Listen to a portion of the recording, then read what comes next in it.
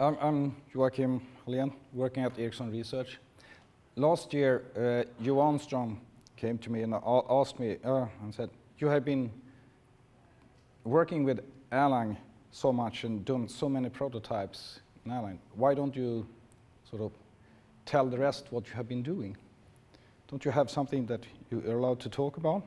So, okay, I said I presented Wind, this Wind system at Erlang User Conference last summer. And then Francesco asked me, can't you do it at the Erlang factory as well? And do we have something else to talk about? So I will talk about Wind, and I will also talk about ARTEMIS, a cloud simulation tool where you can simulate millions of active entities. So, okay, what is a distributed heterogeneous cloud then?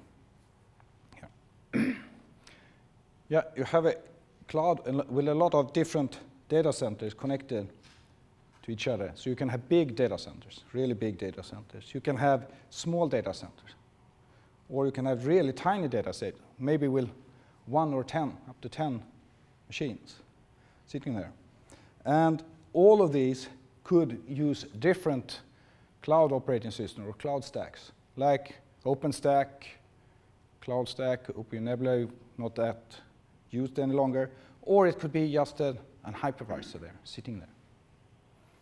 So now, having that, you need to manage and do placement and so on of all the resources you have there when things coming in to this system with different the cloud services that you normally have. So in Wind, this orchestration, so this is a simplified architecture over this system. Down there you see the different kinds of types of cloud execution environments you can have. You can have OpenStack, Amazon Web Services, VMware, libvirt, or whatever. On top you have then the orchestration system, and that is built up of a number of sort of core services. And that is what you expect to have from any cloud service. It could for network, storage, compute, and image services. You have also for identity. Now that's a little bit more complicated when you have it distributed and different other cloud stacks that you're working with, because you have to handle different kinds of identity systems below. And this identity service also had to take care of that you have a uniform and present uniform identities towards the tenants. Inside, we also have a set of intermediate level services, like a scaling service, so that you can scale out and in your service, or you can scale up and down things. We have trigger servers that can trigger for events that happens, that could be part of a fault management system, and so on. And also the scaling service. You have location service. That is, you have an application, and they have clients coming in the distributed cloud. They want to be able to know, okay, this client comes here. Where is it coming from? Where is the best locality for me to route this client to? That could be for a video conference system. One client comes in here, and where do I have a media server or something that this client can connect to? So they will get the best user experience. And that service will help doing that.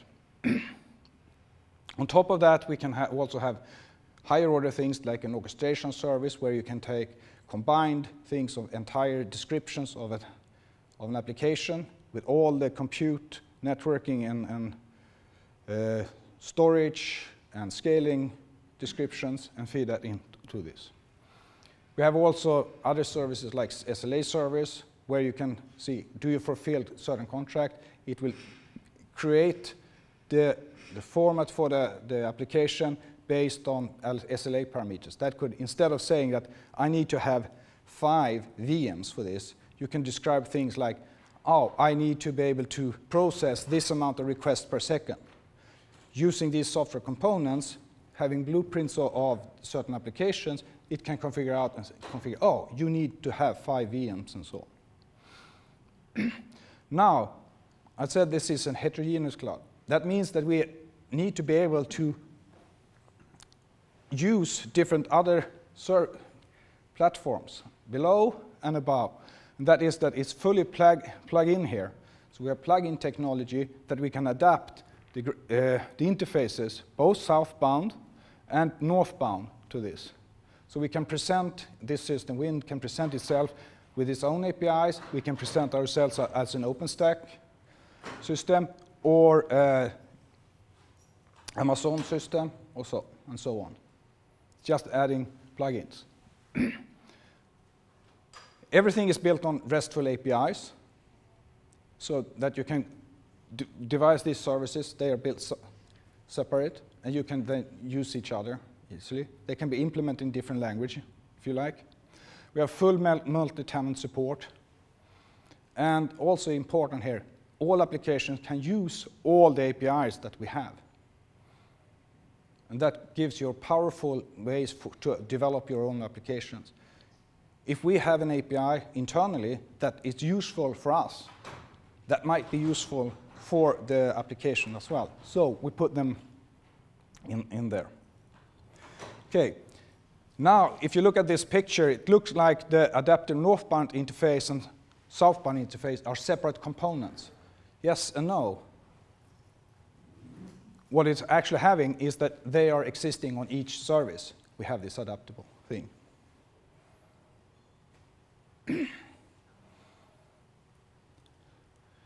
Okay, if we now go into, just briefly, to some of these different services and how they work, or some features they have.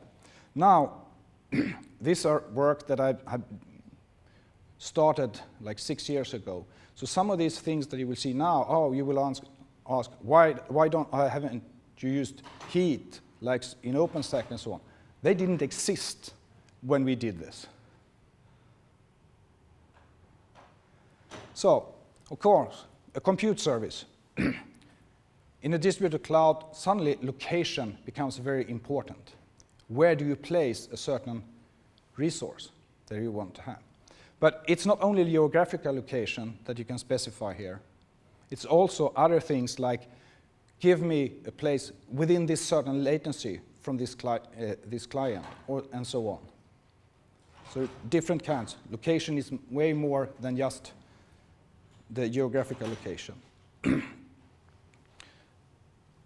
Now, if you go to a network service, the way we describe networking, normally, if we go to a whiteboard and say, oh, we have this network, what do?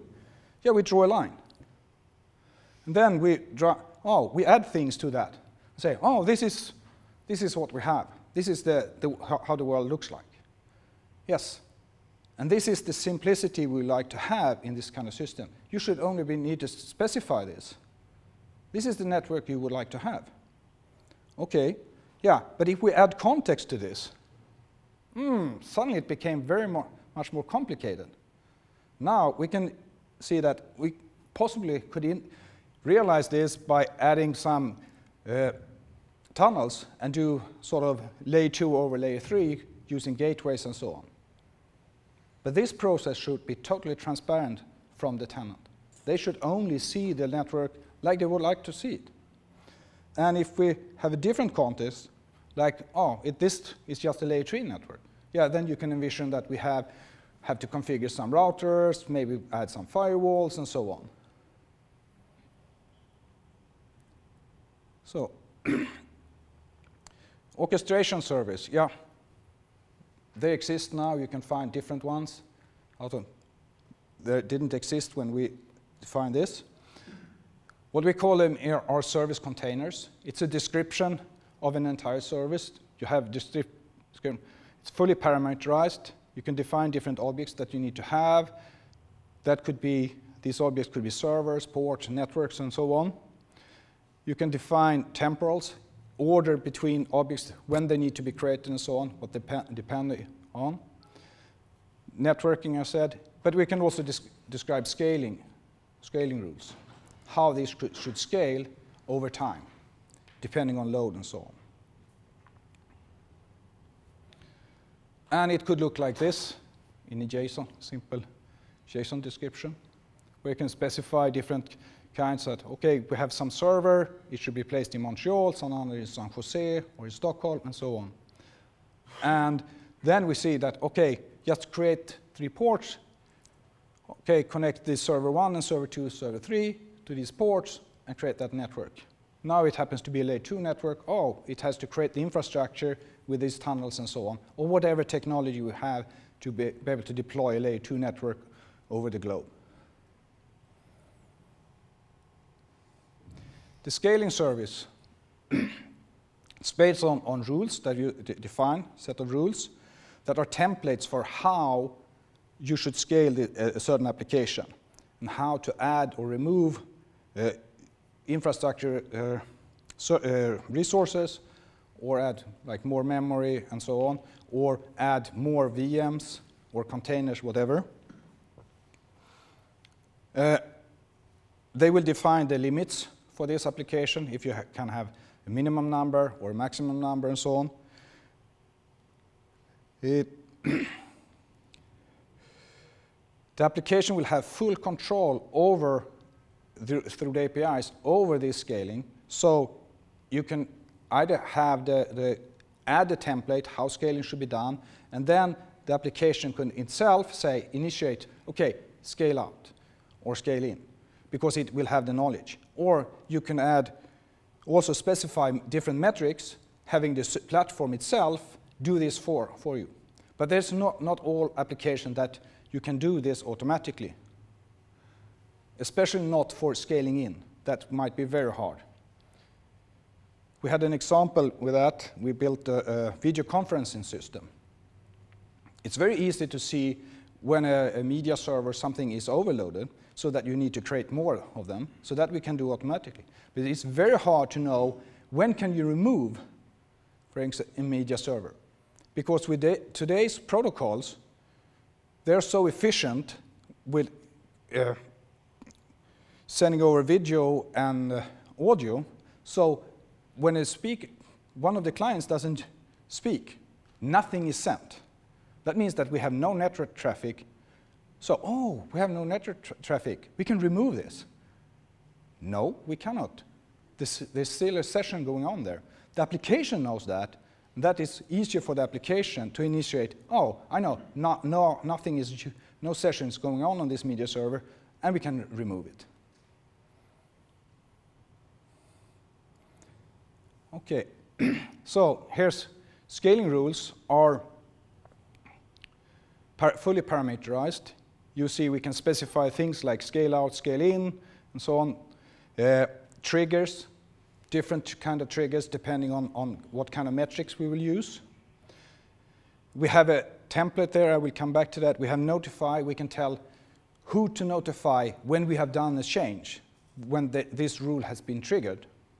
And that could be, for instance, a load balancer needs to know that now we have added more workers or something like that. Going back to the template is where you describe the object, kind of object or resource that you would like to create. And here comes the thing that is good with having been using language like Erlang for many years. I've been doing functional programming for more than 3 decades now. And then you always think recursively, and you think build operators that are closed, using a closed word.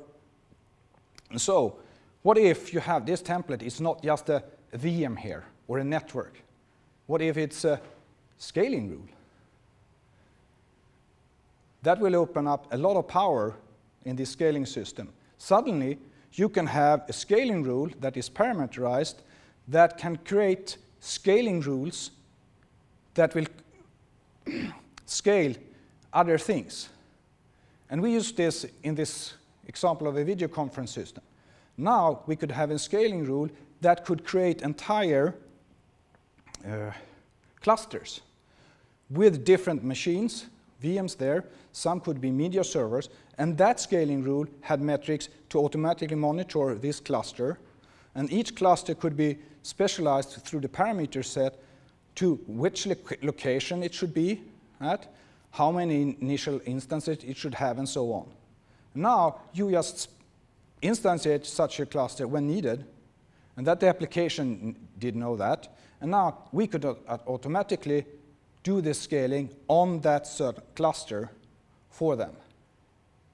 That creates very much power. Most scaling systems there today, when you look at them, oh, you can specify, oh, I want another VM, or max this number of VMs. Or maybe you can specify some kind of metrics also.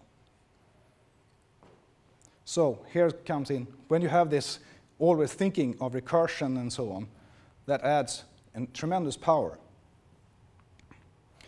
Okay, if we look some closer look to some experience from using sort of Erlang in and developing things here. So this system and some other.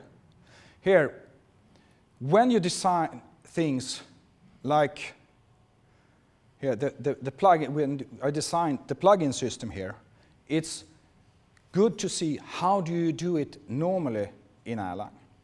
When you do it, like gen servers, how do they define them? Do it similar so that you have similar kinds of ways to call things, ways to them. And now the observant will see that, okay, we're immediately breaking that. Normally you say start and stop. Here we have load and unload. But you design the things like that. And today, a lot of, with this agile programming, you have a tendency also to sort of, that says that you should only implement the functionality needed at the moment. Yeah, here I saw that if I do this slightly more, I can do this generically. And we can use this in many applications. And that's, you have support for then in the Erlang in the OTP system, because you can implement this as an application, and then you can reuse it in other applications as well. So with these plugins, you define them, you have it's very simple behavior, load, unload. You define all the functions that you would like to have in such a plugin. They need to take an extra parameter, state.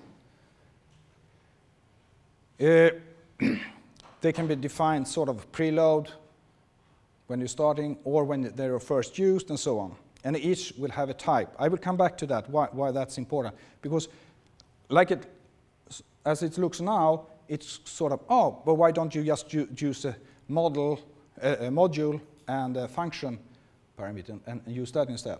But it will soon be clear why. So the PIM is the plugin manager for this. It does the sort of all the management of plugins. It makes sure that the plugins are loaded when it's needed. It's thread safe here, and that's very important. So that execution of user-defined functions, the functions that we have in a plugin, is always executed in the process of the caller. It's not in the plugin manager. And the plugin manager doesn't have any workers and so on. You have support. You can either ask for a name, so the name of a plugin to invoke, or a type of a plugin. And there are other search functions to get out sets of plugins. And I use this to build more complex selections with wrappers. Like the WPIM, the Win plugin manager. It's doing a location-based lookup of this. Remember, said this was a distributed heterogeneous system. You have different cloud stacks on different places. That means that you have different software that you need to be able to adapt to. And now I can have code that doesn't know this. I just say, I wanted a plugin of this type. And it will look up what are the actual plugin for that type on this node. And the system will automatically do that for you. So that's why we don't say module-based and function. We have this going by type instead. I also have a DRIM that is a dry manager. Certain plugins you only want to have one instance of, like most of the time for a database. So that just tailored for doing that more simple. Some simple code snippet, and this is from a compute the compute service. The compute servers have no knowledge whatsoever how a VM is created. It creates a local token that the local token here is how to authorize yourself. So it's an authorization token that I'm allowed to do this at this site. And then it just invoke the server create function in the compute, and we look for a compute plugin, and we provide a set of arguments for that. And it needs a node, the local token, the server, flavor, and image. And it has no knowledge what will happen. This could go now to a libvirt call, or it could go to a plugin for OpenStack, or something for Amazon. So we can easily, without changing any code here, we can add as many things as we like. Another thing that we developed in this project was evirt.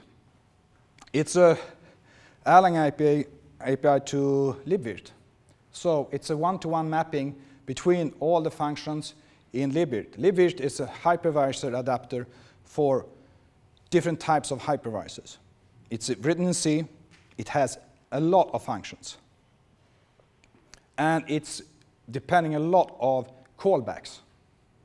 So you add callbacks to this. evirt has full support for these callback functions. And it's based on another component that we developed. It's a synchronous and synchronous port driver. It's to simplify writing these kind of connections. There are other existing libraries for connecting Erlang to a foreign language. This is based on the port version that you can have, but it makes it very simple to write bridge between Erlang and C or Erlang. It's very simple to use, and it has full support for callback functions. You can write your callback function in Erlang and add that as a callback to a C function. And whenever that function invokes that callback, it will actually invoke the Erlang function. It also has a lot of convenience macros, simplifying writing the code, and it has support for logging from both ends. Another technique when testing, of course, I'm using AirUnit. And in this system in Wind, we have built it so that we can test from any level. And any level will start from the bottom. It will test all the functions within that level, and then the level below as well. And I said we are building on RESTful things, and when we are calling on the southbound, we will do a HBS call to another cloud stack most of the times.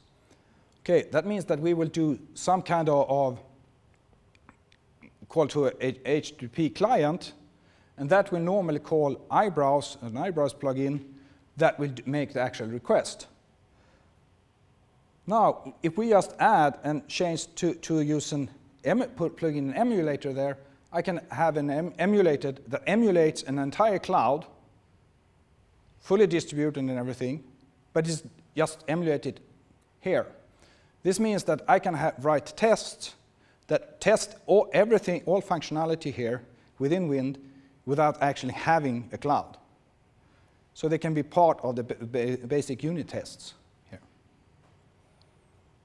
So it makes it very simple.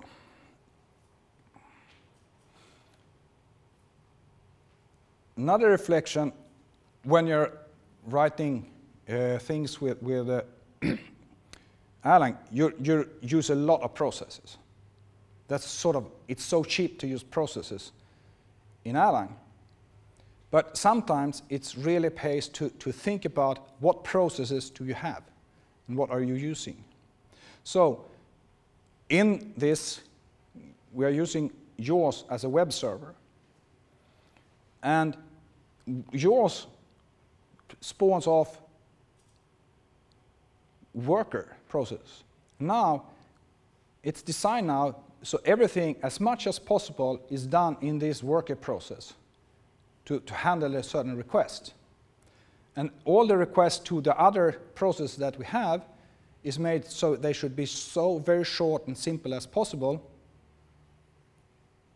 And then you can run a lot of these requests simultaneously. So you shouldn't create a lot of process just because you can. You should carefully think about what your process you're creating.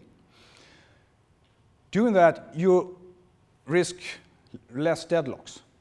It's very simple. I can give you one example.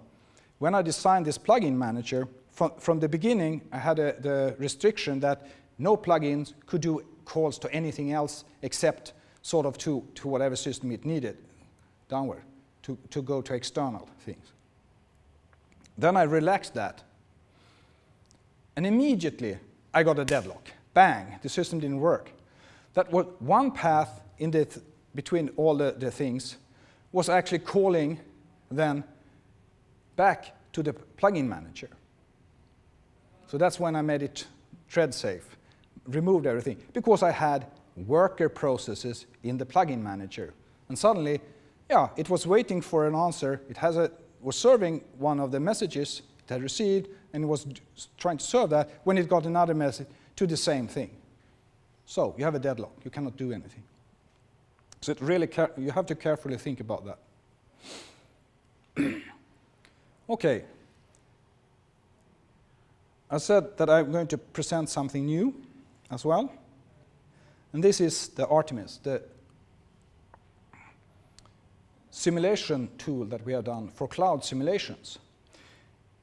And why did we do a simulation tool for clouds? Yeah, we have been working on placement or scheduling algorithms for very, very large distributed clouds. So that's sort of part of a continuation of the wind work, where we were looking that we didn't work anything about placement and so on. We had a very simple scheduler there. Now we want to solve this problem, because it's basically most algorithms that exist today, they cannot deal with this. It's a really hard problem. You want to place something, a compound thing, on a large data thing. Most algorithms, they can do that in a cloud where you have a couple of thousand nodes. After that, you will not have that in real time, the answer. So we wanted to affect that. So we have been working hard with that. And although our managers are often very generous, they didn't want to let us have 1 million machines. I don't know why, but they didn't. And if you're working on small test beds, physical test beds, even if you're working with, get 1,000, it's not enough. Because you can have a brute force algorithm and test that, and that will do great on 1,000 machines. But when you go to 10,000 machines, it breaks down. So you can get very inconclusive results from that. So you don't know if it's good or not. So we needed a simulation tool. Okay. Now, the existing simulation platforms doesn't work for these kind of setups for cloud. There exist platform, there's Cloud, SIM, and so on that are often used. But they're run in one machine. You cannot give them more resources. They can handle a couple of thousand simulation entities, so on. So you cannot work. There are other existing tools. They have a similar problem. Now, what we did then was and this is also something that you should really think about when you're designing systems, is that, we have a problem. We need to have a simulator for this. So we started to design a parallel simulator and a distributed simulator. So we set a couple of sessions, workshops, and designed everything, got to know exactly how to do this. We didn't write not a single line of code, but we designed it. What are the problems? How do you do it?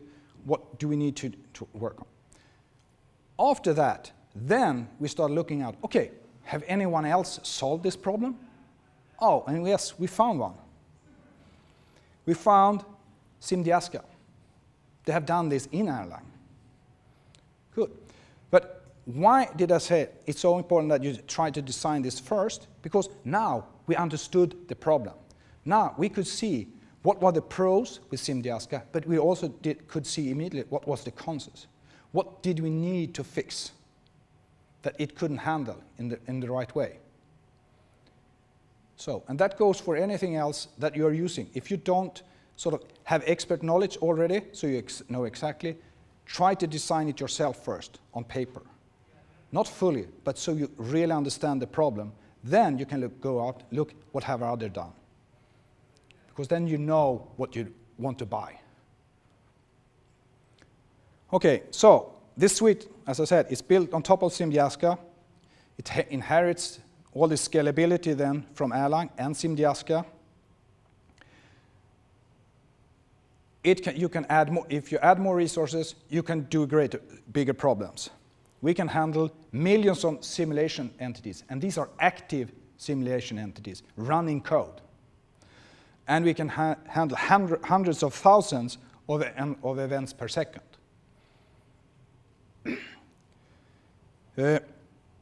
We provide in this templates and models for specifically target for the cloud. And the reason for that is that we want to have help developers to focus on what you really should do. Evolution modeling of both the available resources, workloads, and so on. Experiment and development of strategies for all the problems that we see within the cloud. So you should do that without having to do any kind of plumbing.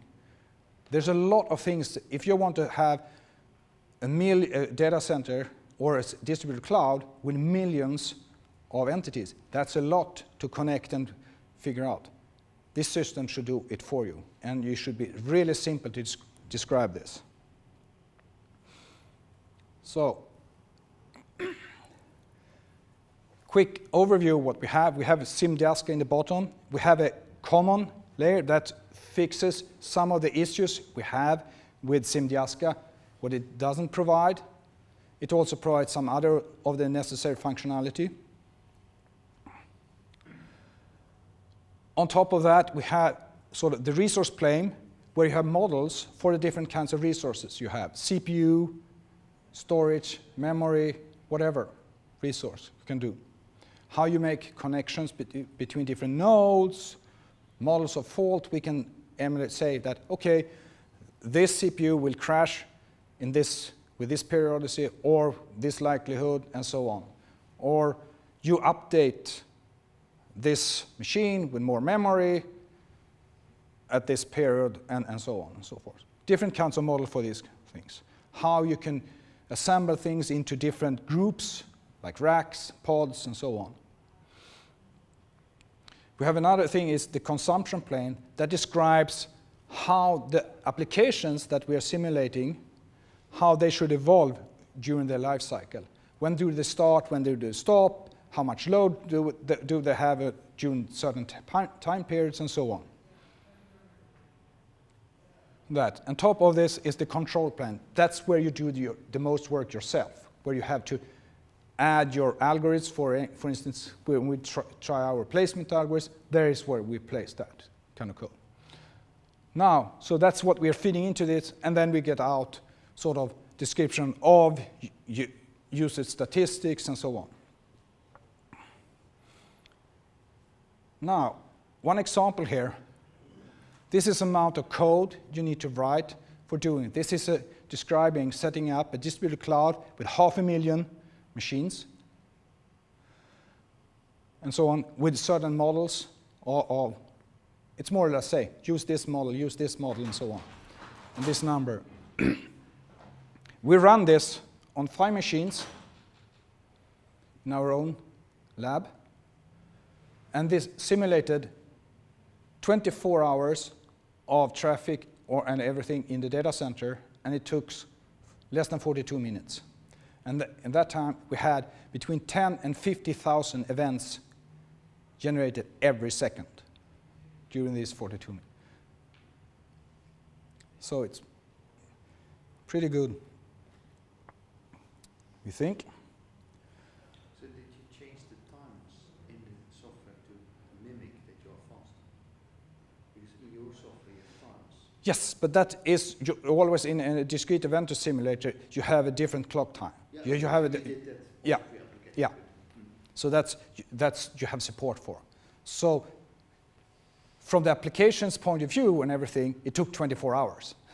But executing this took just 42 minutes. Or, yeah, more or less. And if you have real good questions about this, we have Onat here in the back. He knows every detail of this. Okay, some possible use cases that you can use this. Yeah, as I say, modeling large-scale cloud dynamics, how to do service placement in large clouds, dynamic resource management. Just a few examples of what you can do with these kind of systems. So when you talk about service placement in the clouds, you're doing things like figuring out where resources, how to optimally place resources to avoid round tripping and things like that. So you have some sort of model for the amount of communications going on between processes, that type of thing? Yes. So we can do tests like we're doing placement. You have a compound service. You have all the components, similar to what I described with the service containers that we use in Win. You have all these things with affinity rules, anti-affinity rules, geographical location, how much memory each VM needs or container, and so on. Everything, how they should be connected. We feed that into our placement algorithms that we are testing. It will try to find, so we can test how does it work with doing this. And now we have series of where we randomly generate different kind of these descriptions, and we feed them in to the system. And they exist over a certain time. They have certain characteristics over that time, and so on. And then we check how does this work when we're running, using. How well does this algorithm work? So, for instance, you're actually taking measurements of real round-trip delays to figure out whether your logical model of the network is actually representative of the real network, or do you No. Insert feedback in that? It does. In this case, it uses the models that we have. So you could potentially fall foul of a garbage in, garbage out situation. Yeah, if you add bad models, you will get bad results. And that's true for every system. Nothing is better than the model you have for it. Right, but you could also start putting probes inside the applications and getting real data and feeding that back into the Yes, sure, but that's yes, that's doable. As long as somewhat offline, because the scale at which we're trying to run this is, I think it can explode very quickly. Yeah. It become unstable. Yeah. Exactly. So that unstability in that situation is it usually creates domino effects. So you might start making decisions that in reality you shouldn't really make, and you start doing more work than the benefit of getting the output. I can go to this slide because we are already there. So what's your business model for this software? Is it open source, or are you selling it to customers, or what are you doing? For this ARTEMIS, initially we had planned to release that as open source. Then we showed it to the upper management. And yeah, and they found that, okay, this is too good. So at the moment, and we tried to tell them, yeah, but the important thing is the models, not the tool itself. So we said, but they're no. Currently it's no. So you should have told them, well, knowing Ericsson's history with Erlang, you should have just told them it was Erlang, and then they would have immediately thrown it out. So. Yeah. But they didn't. Yeah. For some of the other components, I started the process last year on having some of them released as open source. It's going slow. Okay. Some of them are. The Win stuff? Yeah, that's one of the things I have started to see if I could release Wind as open source. but it's a slow process, unfortunately. Some of them I thought it would be easier to do, but some of them I had to work really hard myself in order to get things happening. And I'm sort of very busy at the moment, fortunately. But yes? So how does Wind compare to something like OpenStack? It does way more than OpenStack does. Or in some areas, other things OpenStack does that we haven't addressed yet. We could add them as services, of course. But it spans over a huge set of data centers. OpenStack is a cloud stack working for one data center. Wind could be running as a cloud stack for one data center as well. That would be quite easy. We just need to add some more code for it. Sort of more how you do certain low-level things and so on. But basically, it is a cloud stack, but it's also a cloud stack of cloud stacks. So that's the difference. I said, we had this scaling system, we had all this orchestration and so on before they even started working with Heat. I wasn't allowed, I was on OpenStack conference, I wasn't allowed to talk about it, unfortunately. I tried to sort of give them some hints how to do things in private conversations, but I couldn't tell. So that's why it looks different. Okay, so hopefully then Ericsson's actually monetizing this. Are you actually selling it to customers, or is it just something? The Wind system, I didn't say this, this Wind is 100 plus K lines of code, mostly Erlang. They're not sort of interested in the code itself, but we have solved a lot of the concepts from this. It's an experimental system for doing research on cloud things. So a lot of the concepts that we have from, they are coming into the product. And even this with the distributed cloud, that came from this project. And they are very keen on that. That's part of what they're working on now for this, especially for 5G. And a lot of other concepts that we have found are finding their way into the product, but not the code itself.